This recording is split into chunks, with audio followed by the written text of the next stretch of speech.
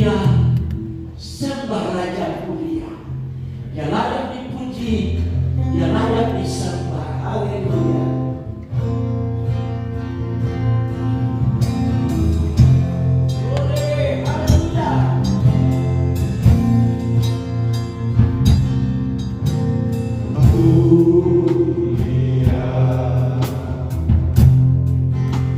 Sembah Raja mulia.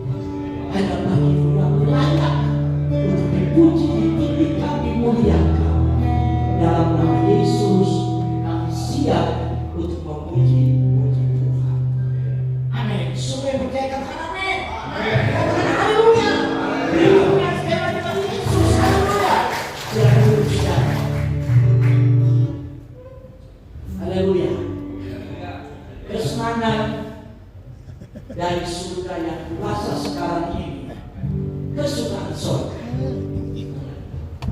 Haleluya.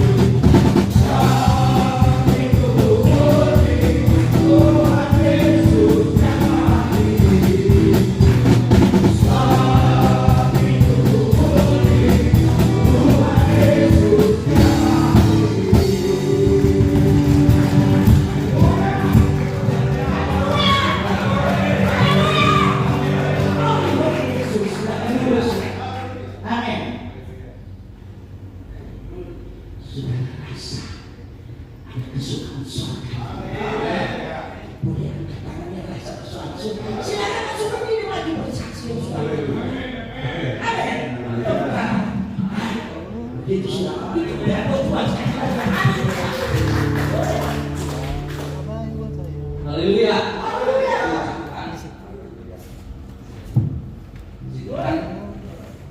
Saksian saya ini terjadi 12 tahun yang lalu ya. Kira-kira tahun 2013 ini belum pernah saya saksikan, dan ini saksian saya yang berkesan ya. Setelah kemarin saya itu ya, Tuhan yang saya, kamu harus bersaksi. Puji Tuhan, saya puji Tuhan kalau pada malam hari bisa berdiri pagi ini, diberi kekuatan, kesehatan, dan bisa bertemu dengan Bapak-bapak. Kita berdua bersukacita bersama memuji memuliakan Tuhan. Puji Tuhan. Jadi 12 tahun, kira-kira tahun 2013 ya, waktu itu saya dalam kondisi jobless, saya resign, keluar dari pekerjaan yang lama, saya tidak bekerja.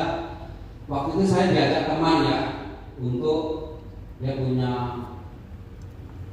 usaha biro travel gitu ya, perjalanan. Jadi dia waktu itu ada kendaraan yang kayak travel Bandung itu ya, mulai suka ke Bandung kayak kayak Cipaganti City Trans gitu. Saya pernah coba bawa kendaraan panjang itu yang muat sampai 20 orang gitu ya. Terus waktu itu saya ada dikasih order itu suruh bawa 3 orang gitu ya ke daerah Palembang gitu, tepatnya di kota Prabu Mulih. 3 orang itu saya kenalkan ke Bapak. Waktu kenalan biasa aja, namanya kan Bapak, satunya Hasan atau satu saya nggak kenal gitu ya. 3 orang ini biasa baju di kita ngobrol-ngobrol di perjalanan gitu ya.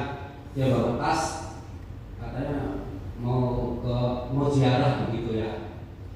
Setelah ngobrol-ngobrol di perjalanan, saya istirahat di rest area di daerah Serpong gitu ya. Kalau di Serpong itu ada rest area pom bensin, ada mesinnya begitu ya. Dia mau sholat dulu begitu ya. Ternyata setelah di situ dia tuh ganti baju ya. Dia pakai celana cingkrang gitu ya, terus pakai sorban begitu. Nah, setelah dia cerita-cerita gitu, ternyata jodoh saya dengar itu kawannya waktu itu pernah di Ciputat UIN itu ada seorang laki-laki yang pakai cadar gitu, jadi pakai cadar jadi perempuan gitu ya, sampai ditangkuli. Pernah dengar dulu ya jaringan itu ya, teroris gitu. Nah, waktu itu saya diajak kurang lebih perjalanan 2 hari 5 hari lagi, tepatnya di kota Prabu Mulih gitu. Tapi ternyata di situ di sebuah pondok pesantren gitu ya, di situ pondok pesantren itu dari jalan raya itu masuk ke dalam ini masih 5 kilo, masih jauh ke dalam gitu. Nah, setelah saya ngobrol di kapal feri, saya ngobrol, dia nggak tahu itu, saya terus terang saya agama Kristen, saya pengikut Yesus. Saya bilang, oh tidak apa-apa, dia bilang, katanya agamamu agamaku gitu ya. Jadi dia nggak saling mengganggu, kita saling ini gitu ya. Kemudian di dalam perjalanan itu, nah ini yang Tuhan masih memelihara saya begitu ya. Waktu itu kayak perjalanan jauh bawa kendaraan, mungkin pernah juga ya. Waktu itu ada salah satu yang penumpang yang saya bawa itu, dia menawarkan diri, kalau capek saya bawa begitu ya, biar saya ganti gitu ya. Ternyata oke lah, saya serahkan itu setir sama dia gitu kan. Ternyata kok saya mulai ragu gitu, jarak 100 meter sampai ini kok seperti kayak di negara mana Amerika ya, itu kalau jalan jalurnya kan di kanan ya, kalau kita kan di kiri ya. Kalau di Jakarta ini kita kanan ditabrak. Nah itu jalur Sumatera waktu itu mau daerah setelah Lampung, kota Bumi namanya Batu Raja gitu ya, Sulur Batu Raja, kok kanan terus gitu ya. Nah tiba-tiba ada kendaraan tuh hampir mengajar kendaraan kita yang ini, kok suatu ya haleluya gitu ya. Pokoknya langsung setir, saya balik ke kiri, kita mikir turun aja, saya capek tetap saya bawa gitu ya sampai tiba tujuan gitu ya. Itu yang paling ini ya, Tuhan masih memelihara saya lolos dari maut itu. belum bisa bawa, katanya dia bisa. Ternyata waktu bawa tuh sampai itu kok atuh-atuh jalannya orang jalur kanan terus, akhirnya kita jalur kiri gitu ya. Itu jalur kanan terus sampai terus kita pasti mau tuh hampir mengajar gitu. Kondisinya balik itu tuh nggak sampai nyebur gitu ya. Itu puji Tuhan. Pertolongan punya saya sampai di sebuah ke dalam di Prabowo itu pondok pesantren di dalam. Nah di situ pondok pesantren agak radikal gitu, katanya di situ pernah dikepung aparat. Dari cerita saya kan sambil pas ada dari cerita begitu ya, sampai dalam juga asing gitu. Saya harus tidur satu malam tuh di bedeng, banyak ada masih maunya ada itu gitu ya. Tetapi saya berdoa baca firman, udah tenang aja, kalau memang harus mati sini ya Tuhan gitu ya. Dimana pun kita tinggal tunggu waktu ya. Itu kita selalu ada doa udah kerja nggak apa-apa. Di dalam itu ya, kalau ketemu seorang itu suka ada pakai cadar di dalam itu. Soalnya ruang ini luasnya itu 30 hektar gitu ya. Luas kami gitu, jadi kalau jalan keluar harus mengucapkan salam dari salam dia begitu ya. Sambil ini ucapan salam begitu. Ya, kalau saya nggak betah di itu saya keluar, ya ucapin salamnya ikutin gitu ya. Tapi kita tetap iman kita tetap dalam Yesus. Gitu apapun yang terjadi, ya tidak. Maklum kalau di kampung itu kita kendaraan kita coba ada anak-anak dulu sampai digoyang-goyang gitu, kita istirahat nggak tenang ibu. Istirahat di rumah juga nanti ada. Kalau di Sumatera nggak ada rumah di sini, rumahnya kayak panggung gitu ya. Enggak itu karena banyak masih binatang gitu ya. Tapi puji Tuhan setelah sampai sana selesai kita kembali keluar, wah rasanya lega saya ya kan. Udah sampai pamitan di gerbang itu kan dijaga ketat itu ya, sama ini turun siapa mau ketemu siapa. Yang sabar itu kan di sana panggilnya Abu gitu, satu Abuhan, Andoko, satu Abasan, satunya saya nggak ada itu panggilnya Abu gitu ya. Gitu. Dan kita gimana gosok ya, gitu. Ya itu pengalaman saya waktu itu 12 tahun lalu, saya nggak kepikir itu saya kita profesional gitu kan. Tapi ya kita sebelumnya udah kalau kita serahkan Tuhan maupun di depan kita jangan mencoba ya. Kita jalan kita serahkan kalau memang itu. Nah satu lagi juga ini setelah saya dari Parlemen beberapa kemudian, karena saya sukanya kalau berarti keluar kota gitu ya. Kadang pernah juga saya bersama di Bali waktu itu. Nah, saya ngantar seseorang juga satu orang ke daerah Pacitan gitu. Pacitan itu, masalahnya mungkin ada data Pacitan itu Wonogiri, soalnya turun masuk gunung. Udah gitu malam waktu itu ya, saya jam 9 10 malam udah sampai sana hujan terus lewatin kampung jauh gitu kan. Nah, saya waktu itu mau pulang. Habis dari situ saya rencana mau ke rumah ke Seragen tempat ibu mertua saya yang sama istri itu. Tapi sama yang teman saya antar itu ditahan saya ya. Udah jangan pulang sekarang, hujan ini. Sehingga saya mau pulang gitu, tapi dia tahan udah. Ternyata puji Tuhan mungkin setelah saya mau lewat besoknya pagi itu tanahnya longsor gitu ya. Malam itu pas saya mau pulang itu tanah itu longsor.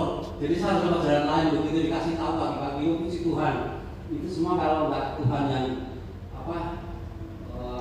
bekerja, kita belum misalnya Tuhan mau apapun mengintai, Tuhan pasti akan sertai. Nah waktu itu ya kita masih berapa juga melayani waktu itu di awal Februari waktu itu ya, itu Bapak Martin jadi koordinator, itu saya juga di dalam pengurusan itu ya kita masih semangat.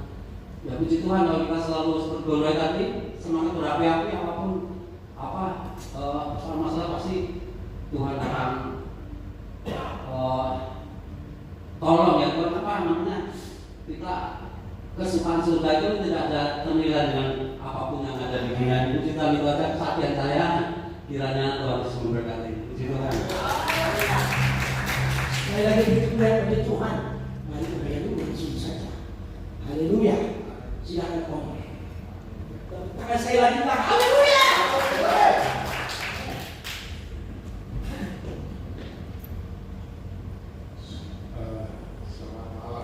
Selamat malam.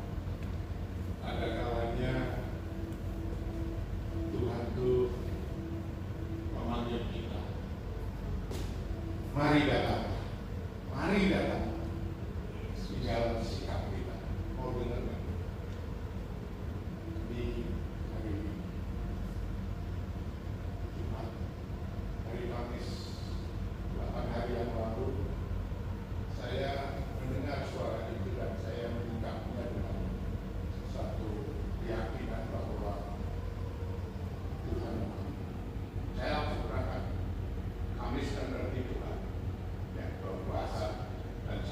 tetap saat itu. Tapi karena buru-buru merasa ada gantungan di sini, jadi saya aman-aman saja. Gantungan itu adalah flash, ya, yang dimana saya bisa tag di setiap armada yang dibutuhkan untuk menuju ke gereja ataupun kemanapun, selama ada isinya. Di perjalanan itu kebetulan juga nggak santai-santai aja, tapi macet. Nah, disitulah saya disadarkan oleh Tuhan bahwa ketika perjalanan itu di tengah jalan, saya langsung sadar, wah, dompet ketinggalan. Bagaimana nanti? Gitu kan. Kalau ada apa ya nggak ada apa-apa. Saya yakin karena tujuannya terbaik Allah, tujuannya untuk berdoa. Apalagi saya ngambil kesempatan untuk berpuasa. Jadi itu yang menjadi porsi daripada seorang percaya. Dan benar saudara, ketika saya pulang, kayak yakin gitu. Wah, ini dompet nggak ada, tab-nya juga kayaknya tinggal 10.000 atau berapa. Saya yakin benar itu masih ada di kantong. Dan ini seringkali terjadi sama saya, mungkin karena buru-buru. Ya. Saya pernah juga di perjalanan ketika menghadiri satu pertemuan dengan Mas Samuel, Mas Subur, dan rekan-rekan Jaya itu juga sama. Waduh, tapi saya tenang aja. Banyak rekan di sana, ya. Nggak tahu caranya gimana, ya. Tapi puji Tuhan, Tuhan bukan melihat keberadaan yang kita bawa atau yang gendolin kita, yang ada di belakang, tapi Dia melihat kerinduan kita untuk menyembah. Dan di situ saya mendapatkan berkat juga. Hari Kamis saya dipenuhkan, hati saya dipenuhkan oleh satu kemurahan Tuhan, dan itu juga yang menjawab kebutuhan batin saya. Dan di situ saya dipuaskan. Jadi bukan nilai berapa uangmu, berapa segala sesuatunya, tapi ada nggak kamu mendengar suara Tuhan? Mari datang. Dan itu yang dijawab juga ketika saya seringkali mereka, ya, satu keajaiban, ya, saya pernah sama kebagian gini, ada aja. Saya cuma senggol, ada bapak-bapak senggol, Mas, aku kurang transport, aku butuh sekat, ya, masih sekat tuh 50 ya. Jadi naik ojek pun masih sisa, ya, dan saat itu juga diberikan. Puji Tuhan. Jadi nggak ada kekhawatiran ketika kita menuju kepada Allah. Saudara, satu persembahan di mana hari Kamis kemarin juga sama. Saya buru-buru karena lagi-lagi cuaca yang tidak menentu sehingga membawa saya ke uji nyali, uji batin. Berangkat nggak? Kok hujan terus? Waduh, saya ngapain copot. Tapi niatnya ada. Akhirnya saya memberanikan diri. Saya pakai mantel, pakai ini, naik motor. Ya, lagi-lagi di tengah perjalanan saya mendapat kabar. Tadi saya sesak nafas. Karena ada cancer yang menunggu kita sampai ke paru-paru. Kemarin saya dari doa puasa, saya langsung ke Siruang Semanggi, ya, di Sulam Semanggi. Saya langsung masuk ruangannya di IGD dan saya pegang dia, saya bilang, kamu tenang, Tuhan maha baik. Saya sudah doa, pasti ada jawaban. Jawabannya bukan untuk yang ece-ece, kaleng-kaleng, tapi pasti ada maksud atas kehidupan saya atau kehidupan keluarga besar. suaranya. Saya juga sama, saya dari Siloam dari pagi. Saya nggak berani pulang lagi karena takut khawatir keterlambatan. Ya, cenderung Masuk banyak nggak? banget, jadi saya pikir saya harus ngambil inisiatif langsung pulang, langsung ke Barito. Ya, jadi Lagunya Kau Selamatkan sebelum saya. menyaksikan berkat firman saya mau nyantap dulu, ya, dikenyangkan dulu sehingga saya juga bisa tenang. Dan dengan kerendahan hati saya mohon dari bapak-bapak untuk membantu dukungan doanya. Adik saya namanya Cici, nama lengkapnya Sri Respati Rotanityas. Jadi didiagnosa oleh dokter, dia itu ada cancer yang sudah merambat ke paru-paru. Dan tadi kita ketemu dengan dokter Siregar, yang namanya Bernardo Siregar di Siloam. Dokternya gede tinggi, gundul, tapi baik hati, ya, karena dia juga kebetulan anak-anak Tuhan. Di situ saya memasangkan diri, dok, segala sesuatunya yang terbaik pasti Tuhan kurangi. Tuhan jawab keperluan adik saya maupun keluarga. Kemarin dari kakak dan adik sudah taken pernyataan untuk tidak menuntut apapun karena posisinya adalah tidak bisa dikasih ventilator. Karena kalau dikasih ventilator berarti dipasang selang ke dalam sehingga itu menyesatkan.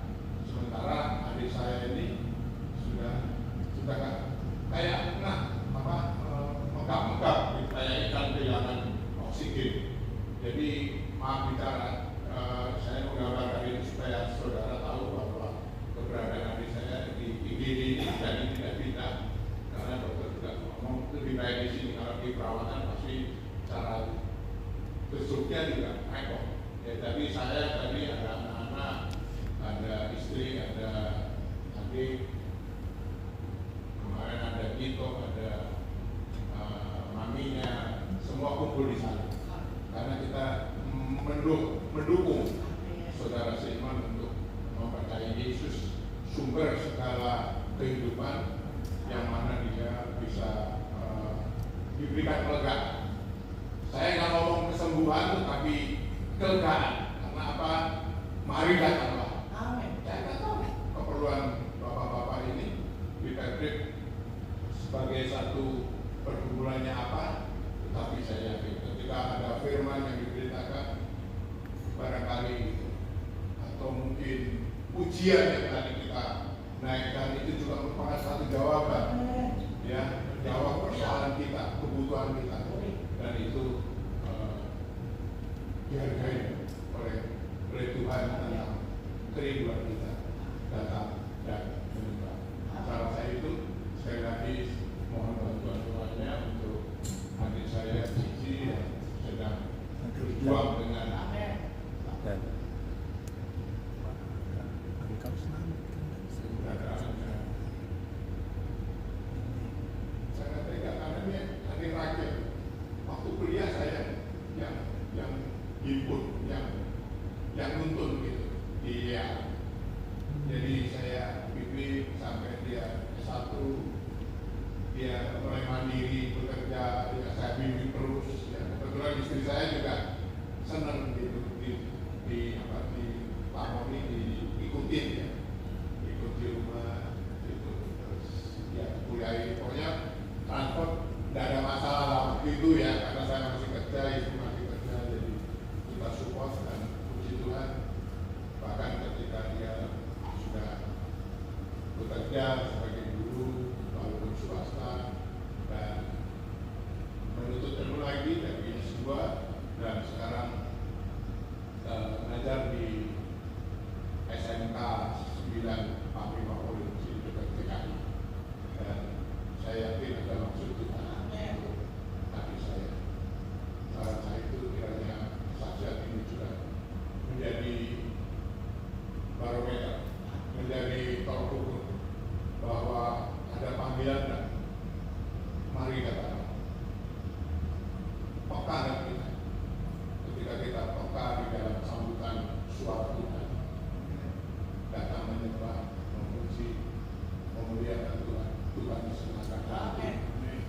segera akan ada glory di mata Tuhan.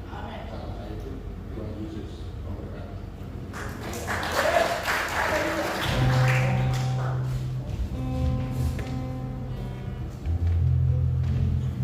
Tuhan Yesus luar biasa. Malam ini kita memuji-muji Tuhan dan kita percaya hadirat Tuhan juga menjabat dan menyembuhkan hati dari pemberu. Kuasa pujian itu menguatkan, membawa kelepasan, membawa kesembuhan bagi hari pemberu. Kita menyanyi dari satu pujian, saya mau bersaksi sebenarnya. Kita nyanyi dulu. Bagi berdiri tidak takut membayar dan hatiku limpah. Haleluya. Dengan kuasa Roh Suci naik dan menikmati kuasa Tuhan. Haleluya. Haleluya. Glory. Haleluya.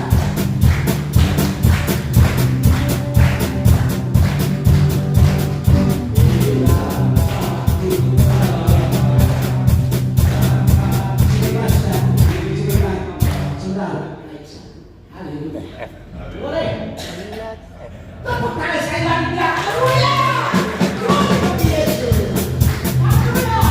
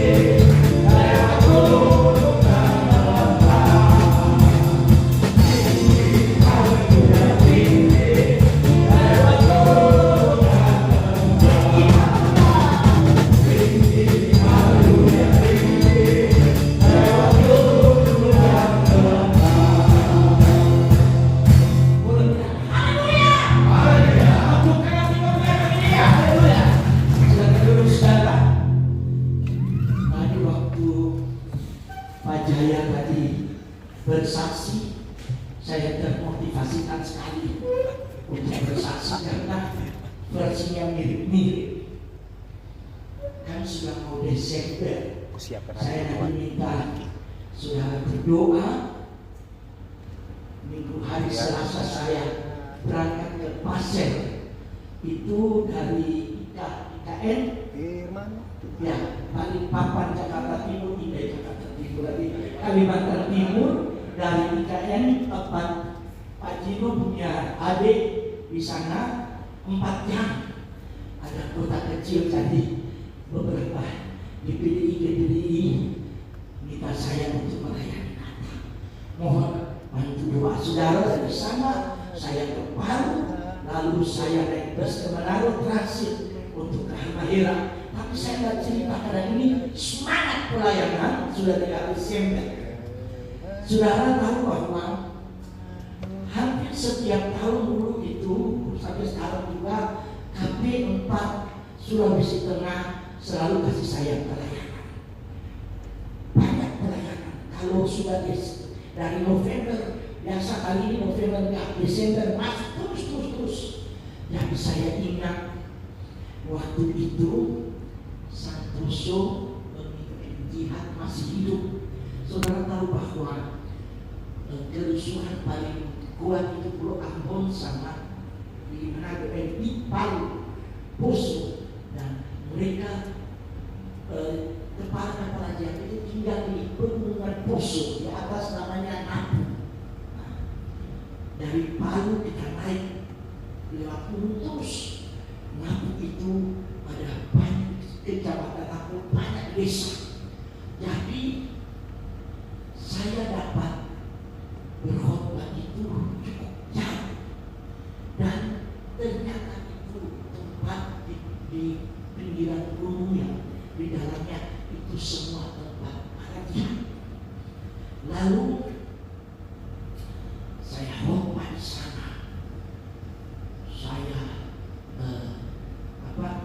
Saya lihat ternyata banyak ketinggalan di depan itu muslim semua.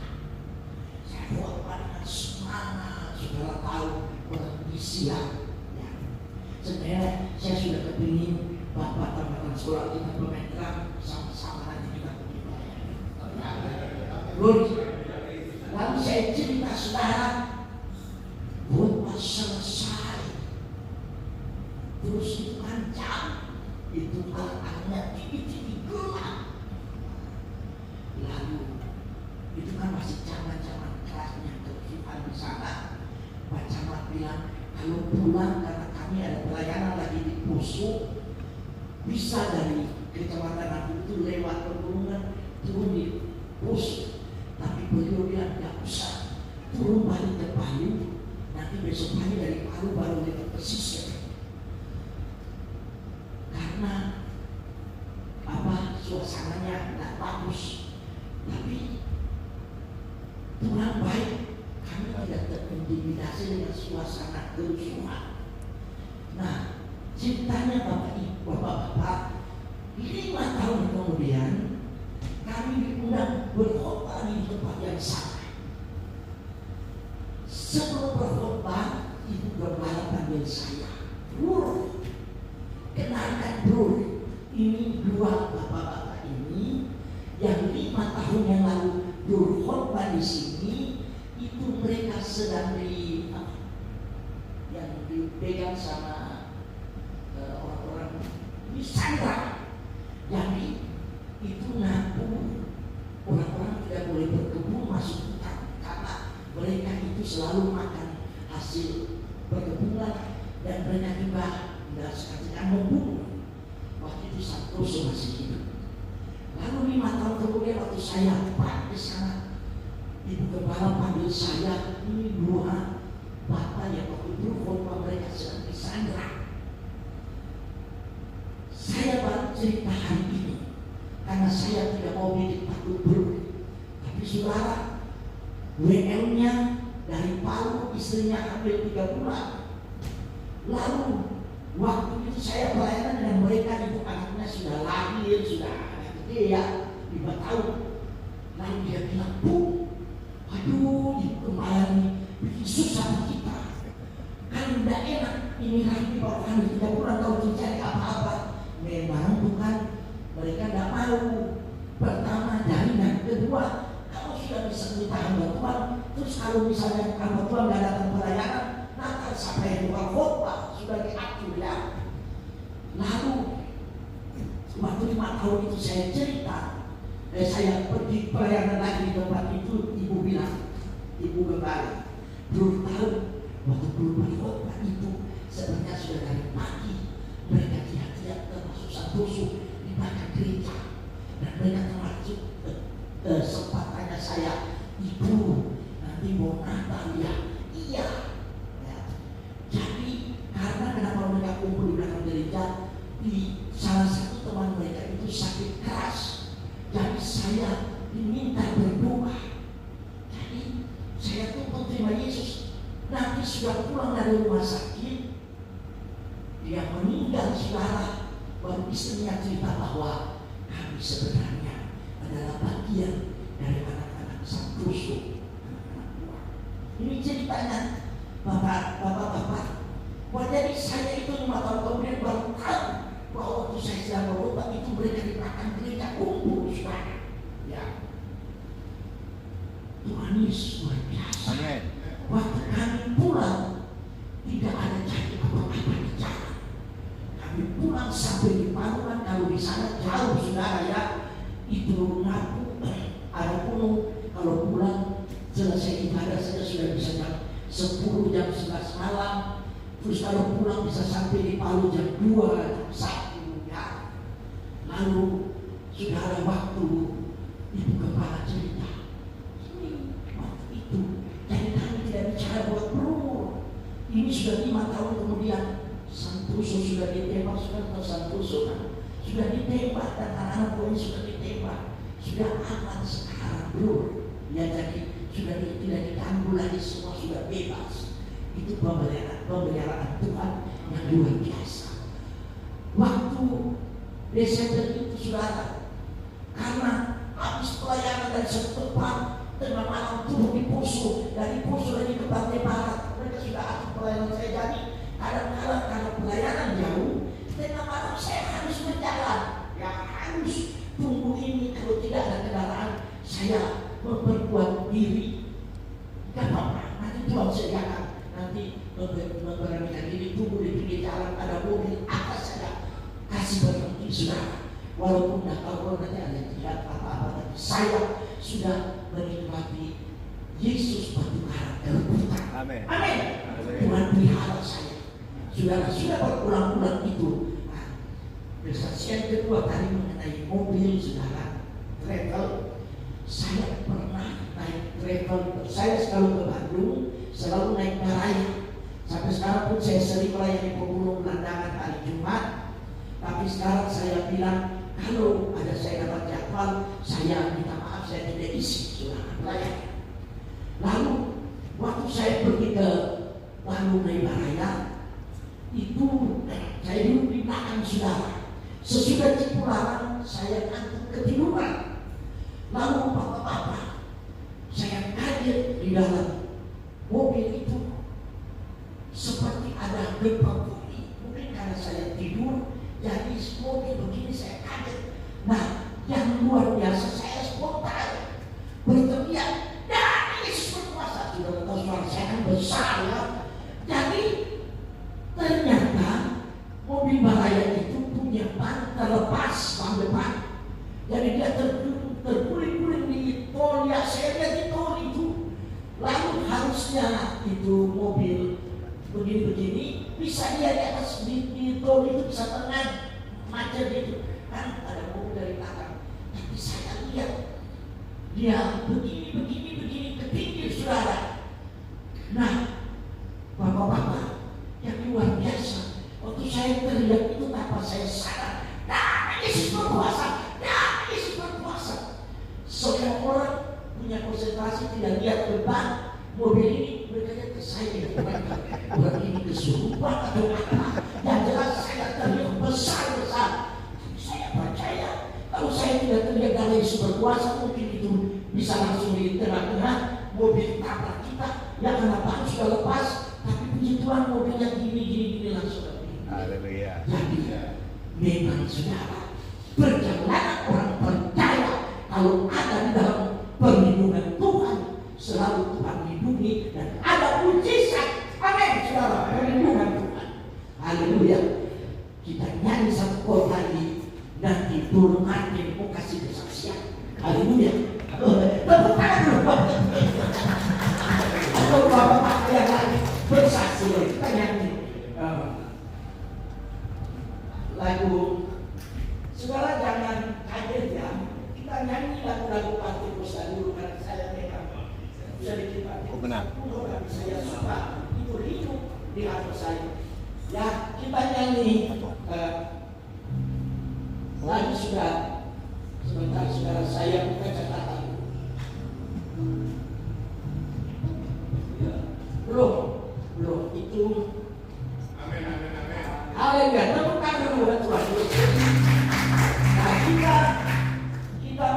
sambung lagi.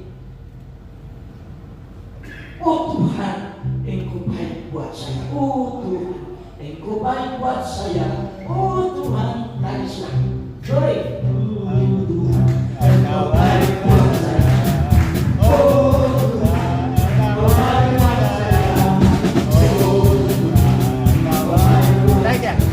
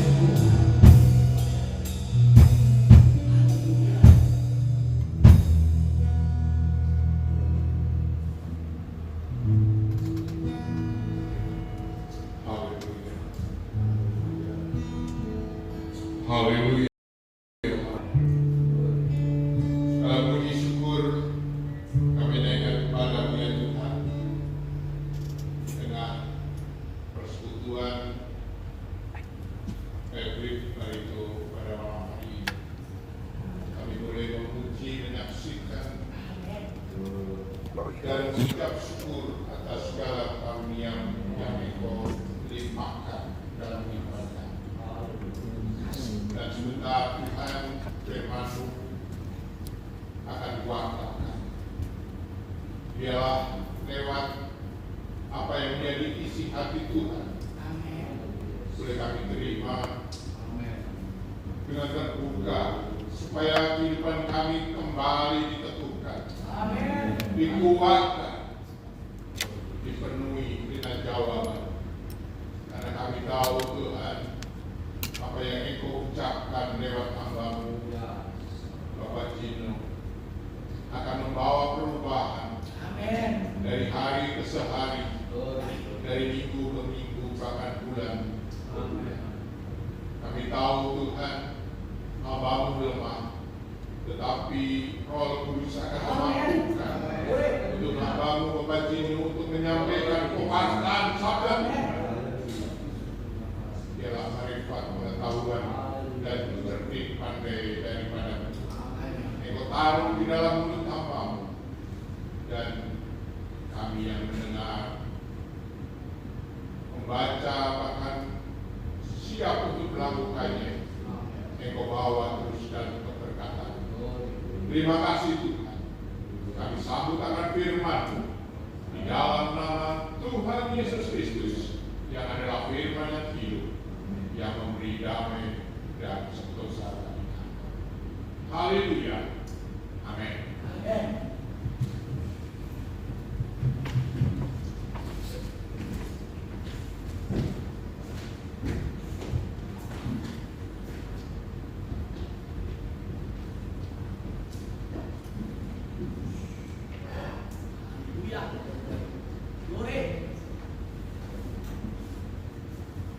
Haleluya. Apa buat libur luar biasa. Pentekosta heran, puji Tuhan. Tapi seperti kata Pak Heru tadi, kata Pak Heru saksikan, kita adalah orang-orang yang berbahagia, Amin. Karena kita menerima invitation dari Tuhan. Jadi Pak Heru bilang, mari datanglah. Kita boleh ada di baiknya yang kudus. Kita rindu bersekutu, memuji, memuliakan Dia, memberikan sembah syukur kita, bahwa kita boleh menerima firman Tuhan malam hari ini. Kita berarti menerima invitation dari Tuhan, menerima undangan Tuhan untuk menerima berkat-berkat-Nya yang Dia janjikan. Puji Tuhan, terima kasih buat Bapak Ibu Gembala, Ibu Gembala Senior, dan juga seluruh koordinator dari Perprik yang ada yang sudah nunjuk saya. Terus terang memang baru hari Senin saya dikasih tahu, karena memang Bapak Gembala tidak ada bersama-sama kita ya, jadi saya harus maju schedule-nya. Terus saya minggu depan gitu. Agak bingung juga gitu kan, mau bawa apa gitu, karena hari Senin itu saya agak susah agak susah tidur gitu, untuk jadi bangun saya mau kasih ayat apa gitu. Tapi puji Tuhan, setiap pagi itu Tuhan kasih ayat baru saya untuk dapat melengkapi firman Tuhan pada malam hari ini. Dan saya percaya itu datang dari Tuhan dan kira dapat berkati kita semua. Sebelumnya saya mohon maaf jika nanti ada kata-kata yang kurang berkenan dalam penyampaian firman Tuhan ini. Biarlah kiranya nanti Roh Kudus saja yang menguatkan saya ya, untuk dapat share firman pada malam hari ini. Ya, saya mau bawa di karena waktu 2 bulan yang lalu Ibu Gembala pernah bawa tentang ada perbedaan ya antara orang-orang yang beribadah pada Tuhan dan yang tidak, dan yang benar-benar beribadah kepada. Saya mau ambil di situ. Waktu itu dia Ibu Gembala ambil di Mariaki, jadi saya mau ambil di 1 Timotius 4 ayat 6 sampai 10, 6 sampai 7 sebenarnya.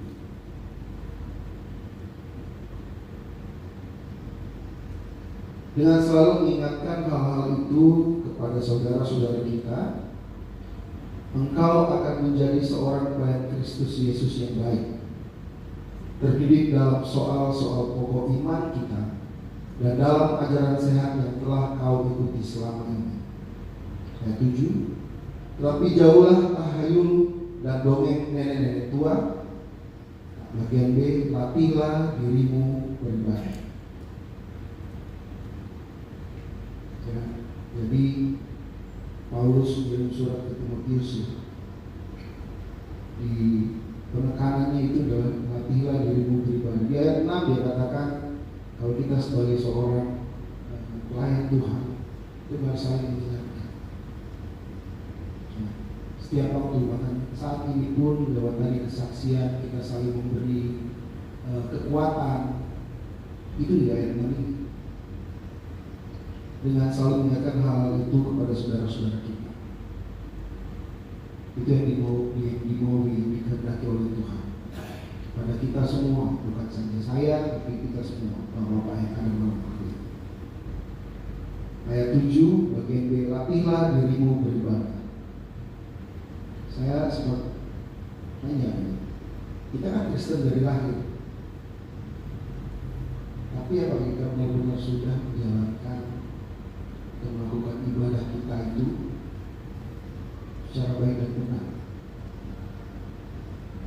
Maksudnya apa yang mau Paulus katakan di sini? Latihlah dirimu beribadah. Kok latihan? Bukannya ibadah itu tentang kita tiap minggu datang ke gereja, atau lewat persekutuan doa, ataupun lewat ibadah-ibadah wadah yang ada.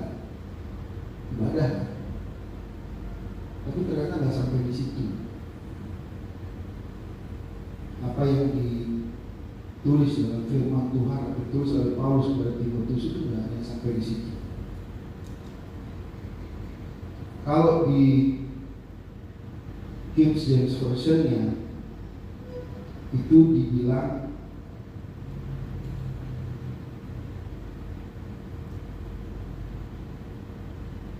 exercise thyself unto godliness. Loh, kok godliness? Di bahasa Indonesia disebutkan latihlah dirimu beribadah, tentang doa, tentang firman, tentang puji-pujian dan penyembahan. Tapi kenapa bahasa Inggrisnya itu godliness? Kalau mau ikut kan mungkin exercise yourself to worship, ya, to listen to God's word. Itu kalau melihat konteks dalam dalam bahasa Indonesia. Tapi kenapa godliness? Ada kalau di kamus itu ada kata unto, exercise thyself unto godliness. Unto itu bentuk lampau dari into atau to. Itu bentuk lampaunya. Biasanya kalau saya belajar di kamus itu ternyata kalau belajar di rumah itu selalu pakai unto. Berarti kalau into itu berarti masuk. Tapi kalau unto itu maknanya dalam.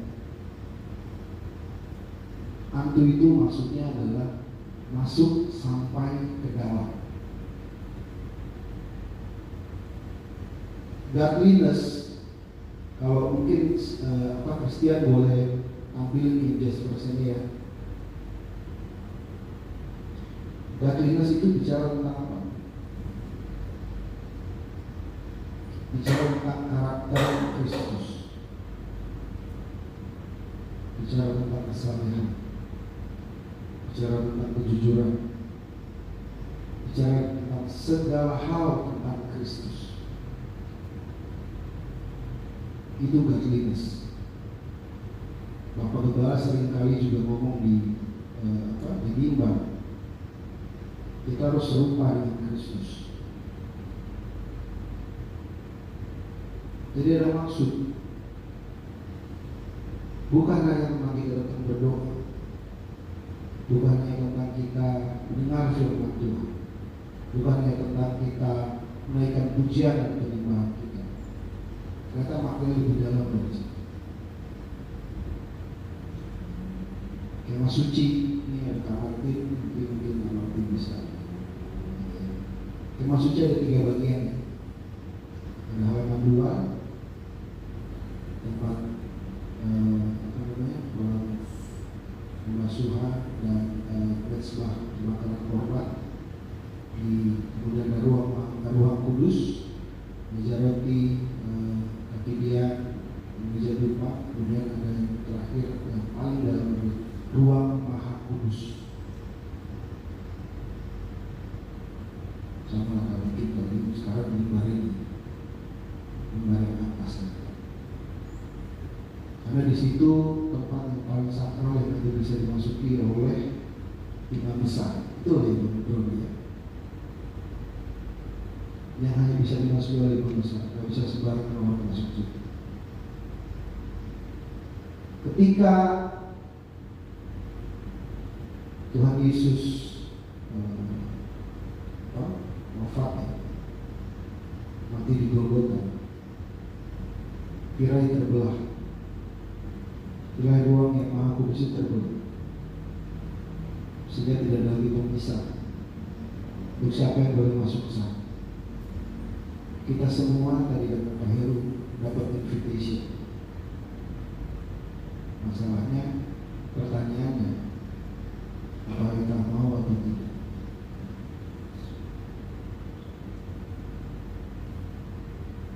Mau nggak godliness itu, karakter Kristus itu mempengaruhi kehidupan kita seluruhnya? Kalau bicara tentang orang masuk gereja, bahkan saudara-saudara kita yang di tetangga kita, ya, bahkan mereka juga bisa masuk gereja.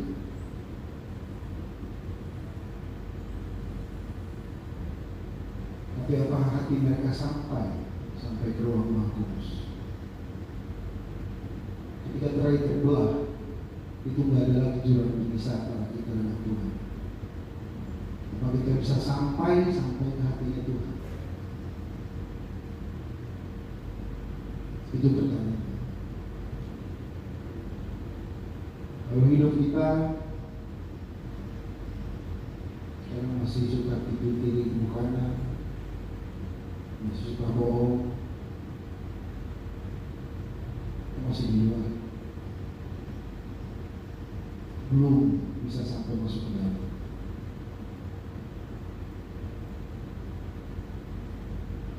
Karena ternyata berlatih, ya, dasar radar antu godliness itu bukan hanya tentang kita datang ibadahnya.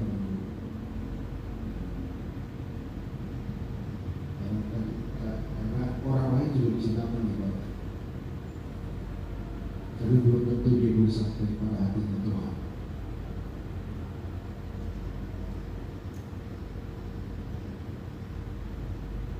Ini juga jadi pertanyaan buat saya sendiri. Jika saya menyusun renungan ini, kok ya berat ya? Sangat berat. Karena ketika Paulus bilang latihlah, sebagaimana seorang atlet, Paulus sering pakai atlet, ya, ketika dia dalam firman Tuhan, ketika dia menuliskan surat-suratnya. Kenapa? Karena atlet itu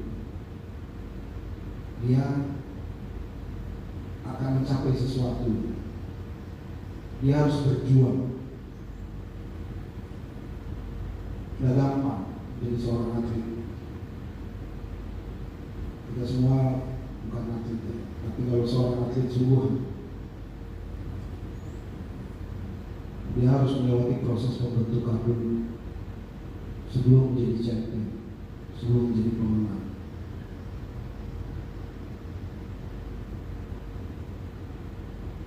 Paling nggak ada 3 hal bagi seorang atlet untuk dapat berprestasi. Saya mencatat itu salah tiganya adalah pertama dia harus punya komitmen.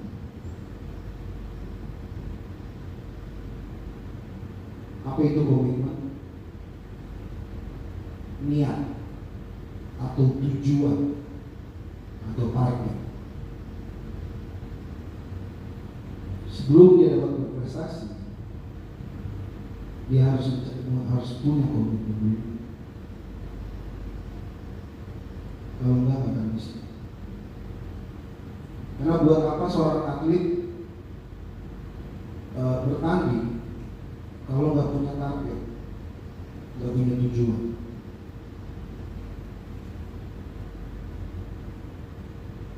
Itu yang dikatakan Paulus, exercise, latih. Saya udah berdoa kemarin kok belum dijawab sama Tuhan. Udah kali mungkin udah cukup. Tuhan juga tahu kok. Tapi ketika Paulus bilang latih, berarti itu tiap hari. Berarti kita harus ada komitmen, ada tujuan, ada target yang kita capai. Yang kedua, itu harus ada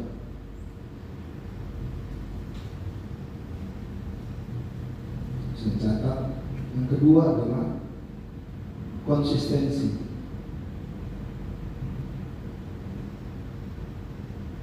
Konsistensi itu adalah suatu tindakan atau kegiatan disiplin yang terus-menerus kontinu untuk melakukan niat atau tujuan. Konsistensi. Kalau saya punya komitmen, saya harus punya konsistensi. Saya ada satu saksian, ini baru minggu lalu. Minggu lalu anak saya sakit di Malang, si yang paling adik ya, Natali. Dia di Malang, dia sakit, belum dia radang, flu dan batuk, demam. Puji Tuhannya hari Minggu kemarin itu saya nggak bilang siapa-siapa, istri saya juga nggak bilang minta tolong bantuan doa, tiba-tiba didoain. Saya nggak tahu, mungkin ketika saya mungkin lebih cerita sama saya nggak tahu dengan siapa ya, mungkin temannya itu yang nyampein untuk didoakan. Waktu itu istri saya bilang begini, dia sendiri di sana, gak ada siapa-siapa.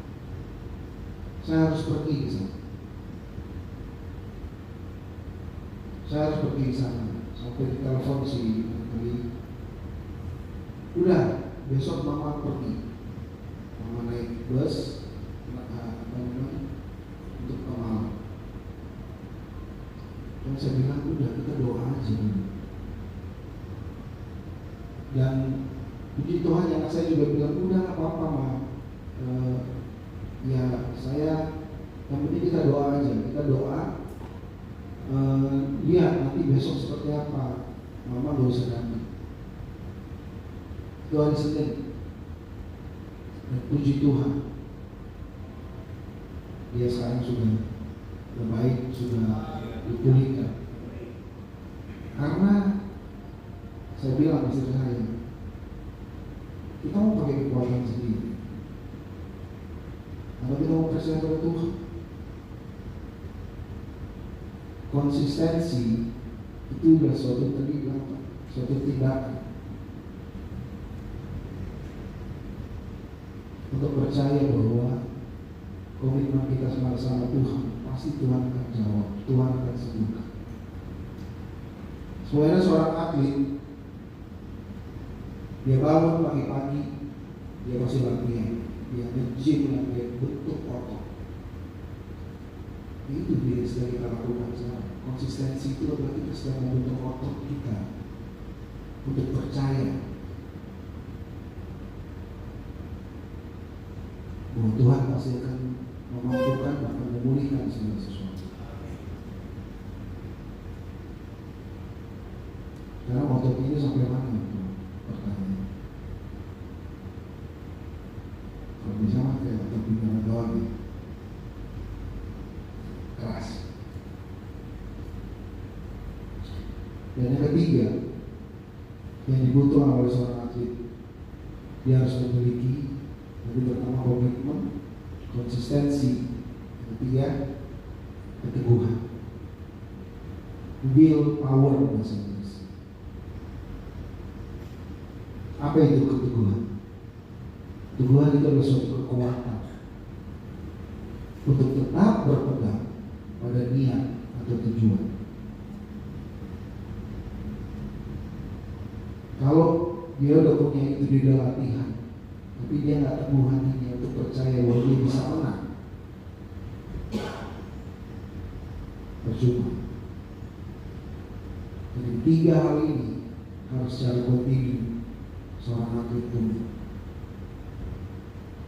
Pertanyaannya, orang percaya, kita sebagai orang percaya seperti apa? 1 Korintus 9 ayat 27 kita baca.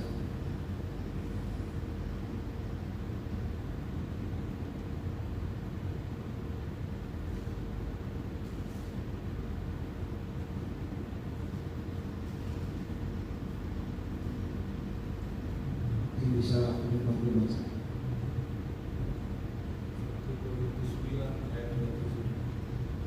Tapi aku melatih tubuhku dan menguasainya seluruhnya, supaya sesudah memberitakan Injil kepada orang lain, jangan aku sendiri ditolak.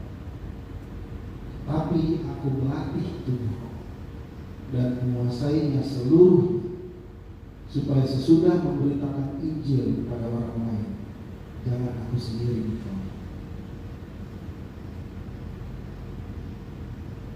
Nah, gampang. Kita harus melatih tubuh kita. Tubuh yang dimaksud ini apa? Ini godliness itu tadi, karakter Kristus yang hidup dalam kita dan menguasai seluruhnya, sehingga mempengaruhi setiap tingkah laku, keputusan, perbuatan kita, dan menguasai seluruhnya. Jadi kan ternyata setelah kita latih, harus kita kuasai, supaya jangan saya udah jauh-jauh di atas, atau kita semua udah melakukan pelayanan kita, tapi kita sendiri ditolak.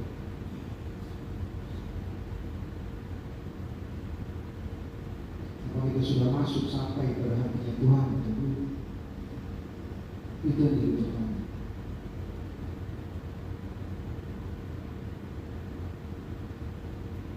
Tanpa tiga hal tadi, mustahil seorang atlet dapat berprestasi.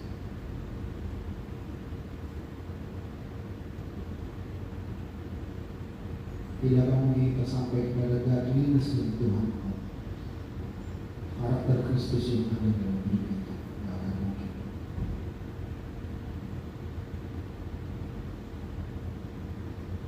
Karena latihan itu tuh akhirnya tentang membuang hal-hal yang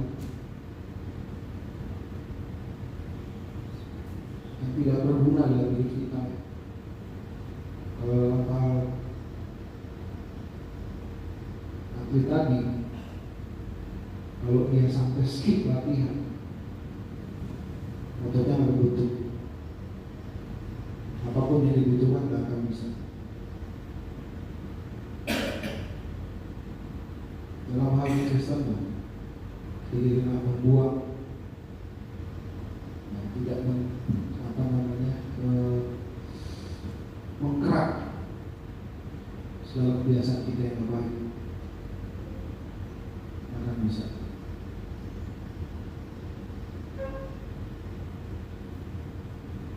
Karena latihan itu berarti tentang proses pembentukan.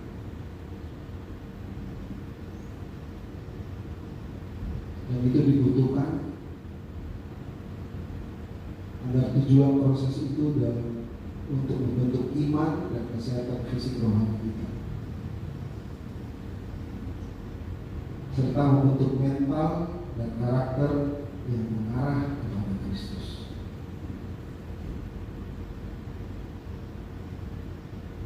Akhirnya menguasai seluruh. Kenapa dasar dari buah roh adalah penguasaan diri?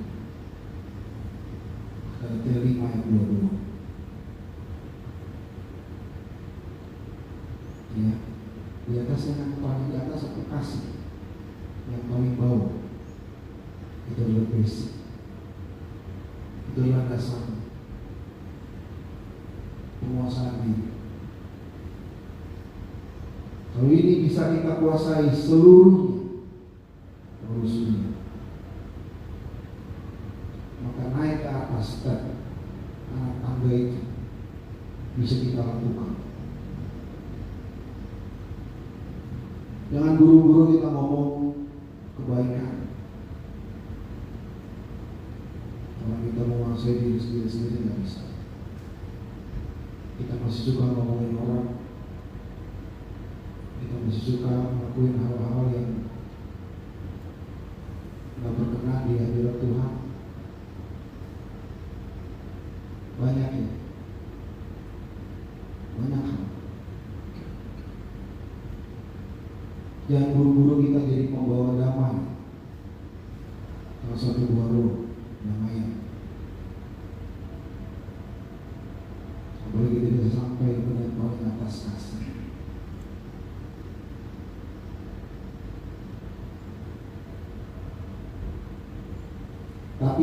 Tetapi aku melatih tubuhku dan menguasainya seluruhnya, supaya sesudah memberitakan Injil kepada orang lain, jangan aku sendiri ditolak. Ayat ini luar biasa. Setiap kita harus mati supaya karakter Kristus itu hidup dalam kehidupan kita.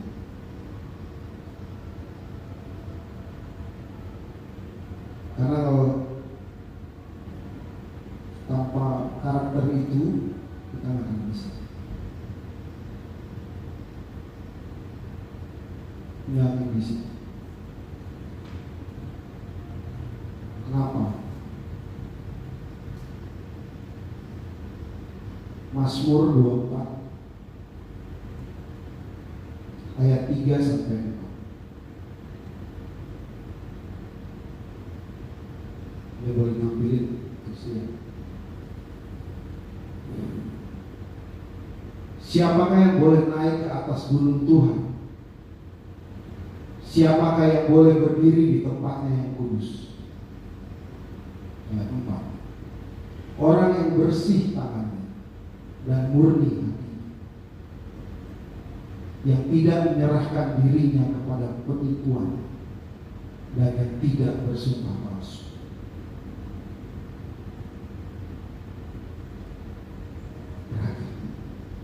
Buat saya sendiri itu enggak. Ini firman Tuhan.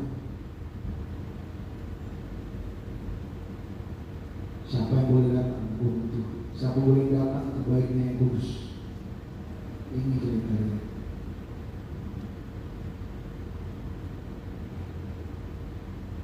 Kalau kita tidak melatih diri kita seluruh dan menguasai seluruh, nggak bisa bersih dan murni.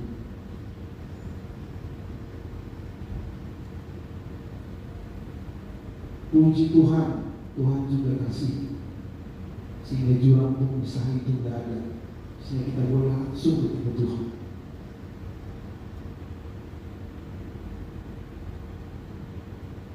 Karena dari dasar hati kita sebagai yang keluar, firman Tuhan bilang jahat.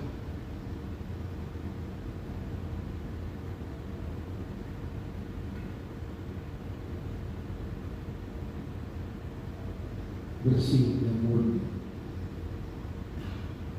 clean and pure.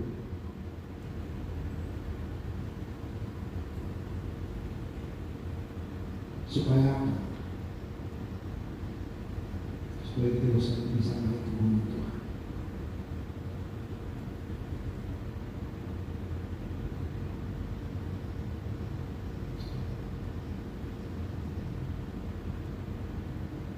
Satu Timotius 4 ayat 8 disebutkan,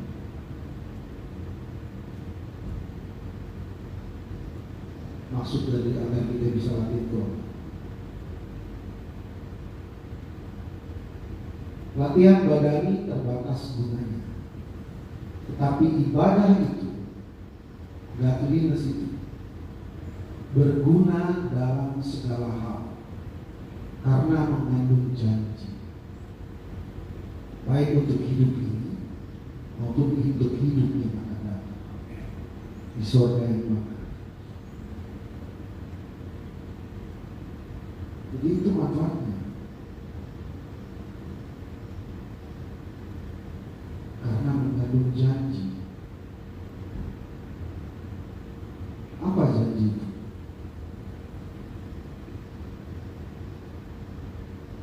Mazmur 24 ayat 5.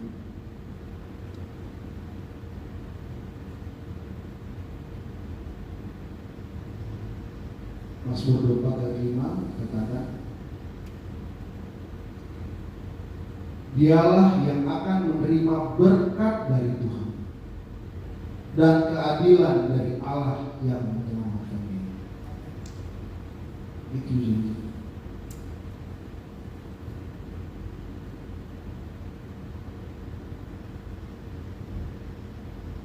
Jadi pertanyaannya, kita sekarang ada di mana?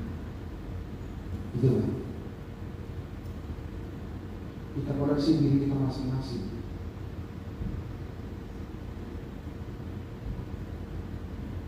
Saya masih sering apa yang saya sering buat salah?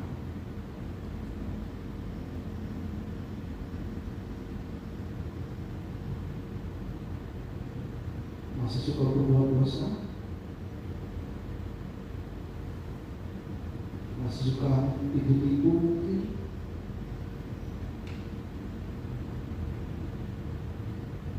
Masih suka hal yang gak berkenan? Ini koreksi diri kita masing-masing. Isi titik-titiknya sendiri. Kita tuh masih suka.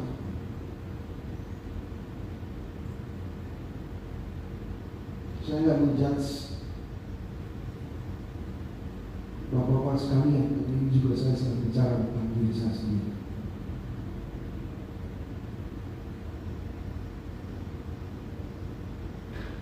Karena yang Tuhan mau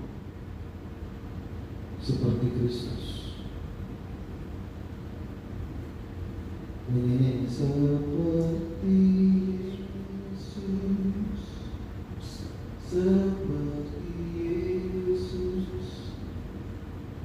Itu saja yang Tuhan minta.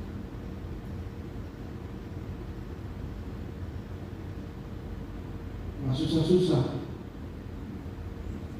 firman Tuhan dalam hari ini.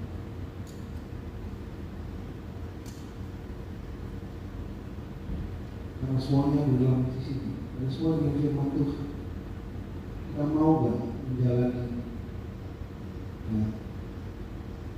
semua perkataan perintah Tuhan, supaya kita mengalami Tuhan, mengenal Tuhan, dan karakternya hidup dalam kita.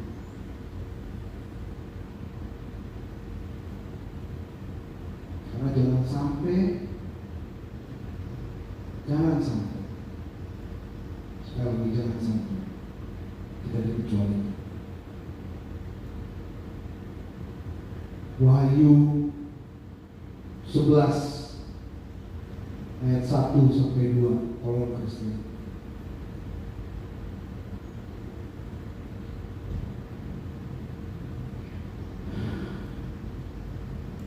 Kemudian diberikanlah kepadaku sebatang bulu, seperti tongkat pengukur rupanya, dengan kata-kata yang berikut: Bangunlah dan ukurlah bait suci Allah, dan mezbah dan mereka yang beribadah di dalamnya.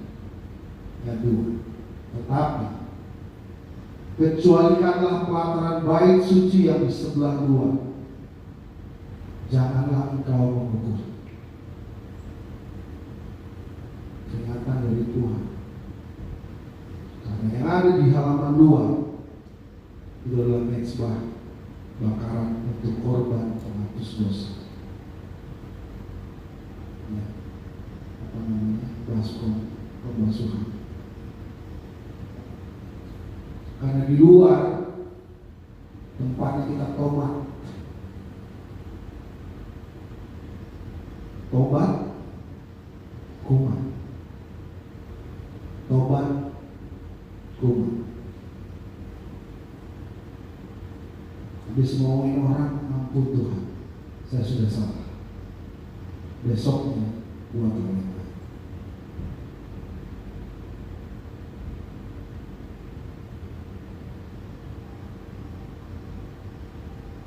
Tuhan bilang,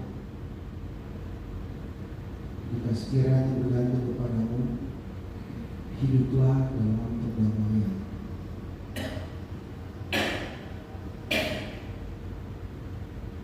Karena di luar itu tempatnya orang-orang yang tidak dikecualikan. Tetapi kecualikan pelataran bait suci yang di sebelah luar.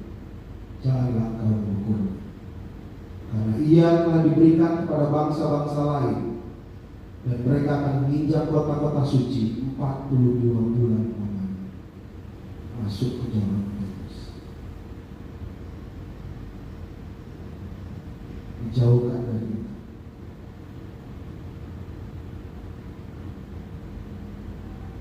Kuncinya nanti, latihlah dirimu beribadah. Ayat yang pendek, tapi maknanya sangat dalam.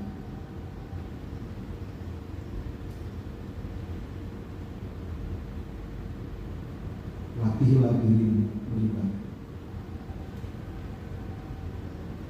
Bukan hanya tentang kamu datang tiap minggu, bukan hanya tentang kamu melayani,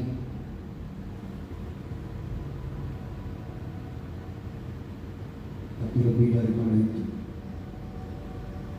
Apakah kasih Kristus itu ada dalam hidup kita?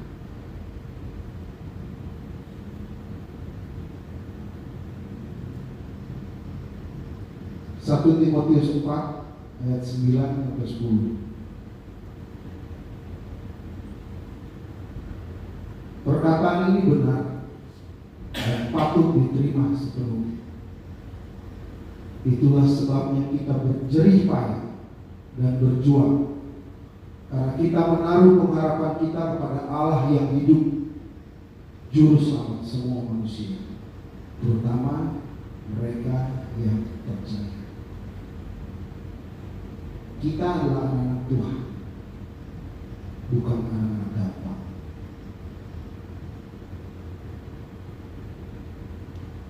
So kembali,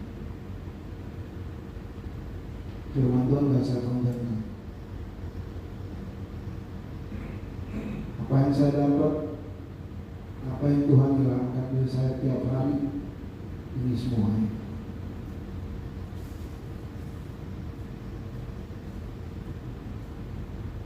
Terutama mereka yang percaya. Kita harus berjerih payah dan berjuang.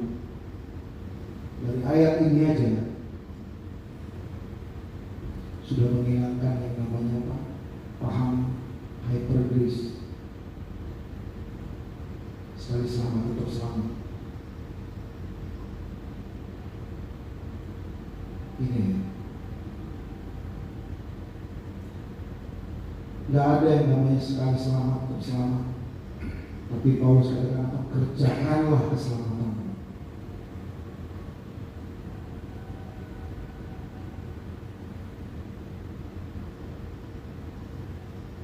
Mari saya akan panjangkan firman Tuhan malam hari ini.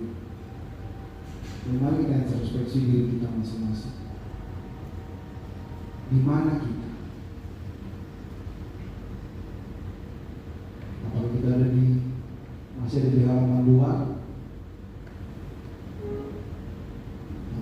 masuk ke dalam lagi menikmati meja roti.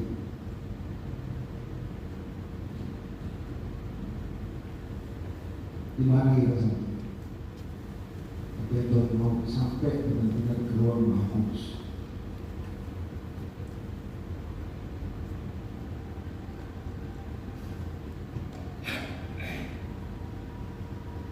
Biar Tuhan tolong kita semua. Saya yakin percaya Roh Kudus akan membuka kita. Asal kita tetap percaya, tetap berserah, dan katakan Tuhan, bukan lagi saya, tapi Engkau Tuhan yang hidup dalam saya.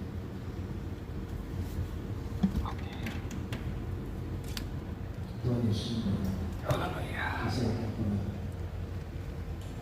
nanti puji.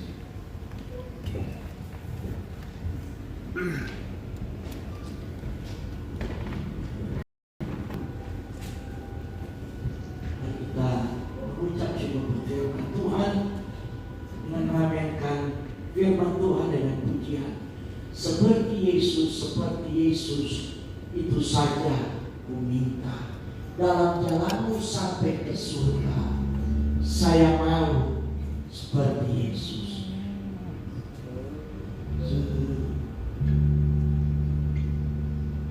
Haleluya. Terima kasih.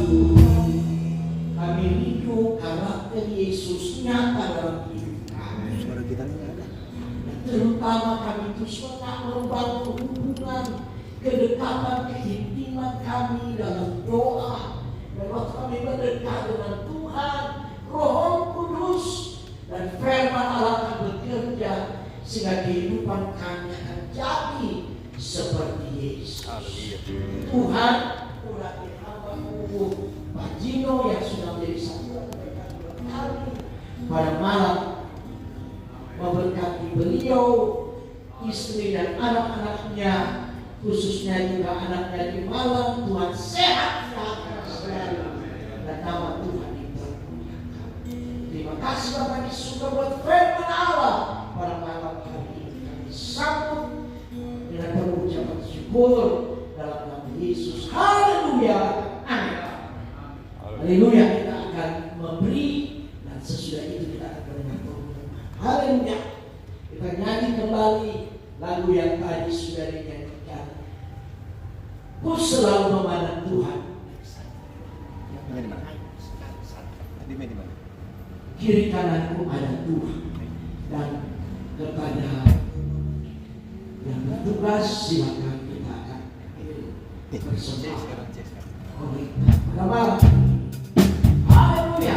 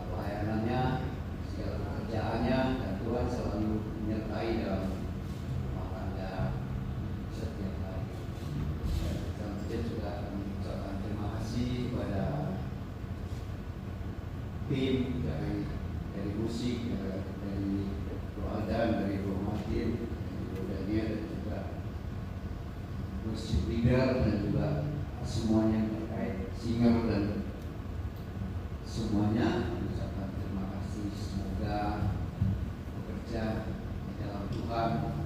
Dia adalah biarlah Roh Kudus yang mengajar dan menopang dan memberikan kekuatan. Haleluya. Terima kasih. Untuk pengumuman selanjutnya adalah untuk hari Jumat yang akan datang adalah ibadah malam senyum dan diskusi.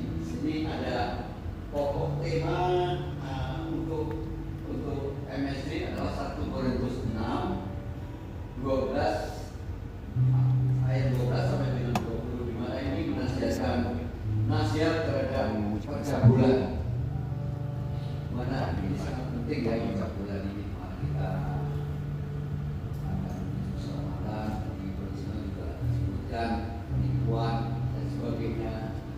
Nanti kita akan tetap di pelataran di mana kita masih tidak diuntungkan ya. Jadi mohon nanti bapak-bapak semuanya kehadiran untuk malam senyum dan diskusi dari Jumat yang akan datang. Untuk selanjutnya nanti di untuk mohon doa untuk tadi ada yang dari Pak Heru, dari Bapak Dino, juga hari ini juga Amin, Bapak Amin juga dalam keadaan sakit tidak bisa hadir, mendoakan juga beserta Pak Parwo yang masih terapi dari operasi jantung bypass. Itu ada dari saya. Waktu dan waktu selanjutnya. Mari kita bangkit berdiri, kita akhiri. Gunaikan syukur bagimu Tuhan, segala puji syukur bagimu. Nanti Bapak semua akan memimpin dalam doa syafaat untuk beberapa yang sakit dan menghadiri ibadah ini dalam doa. Gunaikan syukur padamu Tuhan.